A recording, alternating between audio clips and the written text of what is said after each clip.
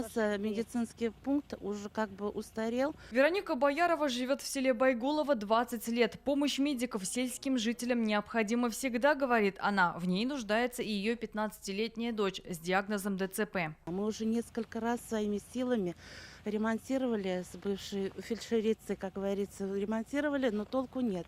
Там и грибок, там и холодно, сыро. В диспансеризацию мы приходим, женщины как? Садиться надо на кресло. Это невозможно. Вот поэтому надо какие-то бы мероприятия сделать, да, хотя бы нам небольшой мобильный пунктик бы. Сейчас этот медпункт работает не на постоянной основе. Его сложно назвать ФАПом. Ну, хотелось бы, чтобы он был на постоянной основе, чтобы был медик не приходящий, а постоянный уже.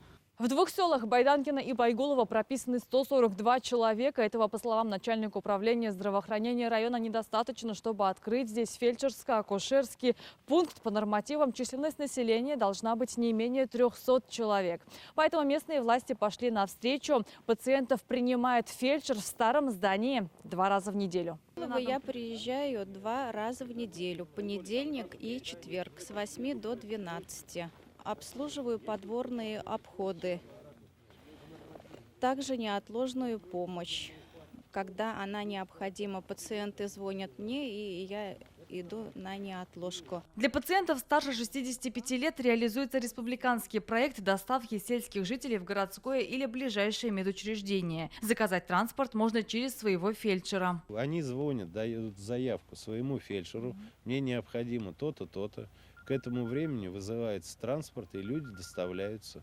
В данной ситуации жители оказались заложниками той ситуации, что да, они возрастные люди, им далеко добираться до Каинлов, но он находится, Каинлинский ФАП, в 2 километрах отсюда. Строить новый ФАП здесь не могут, мало жителей. Ремонтировать старое здание тоже не получается. Оно на балансе местной администрации не стоит. Поэтому вкладывать бюджетные средства не могут. Часть помещения принадлежит Камско-Полянской больнице, а часть физическому лицу. Поэтому и возникают трудности с ремонтом объекта. Жителям остается пользоваться теми благами, которые у них есть, или воспользоваться услугой доставки пациентов до ближайшего медпункта.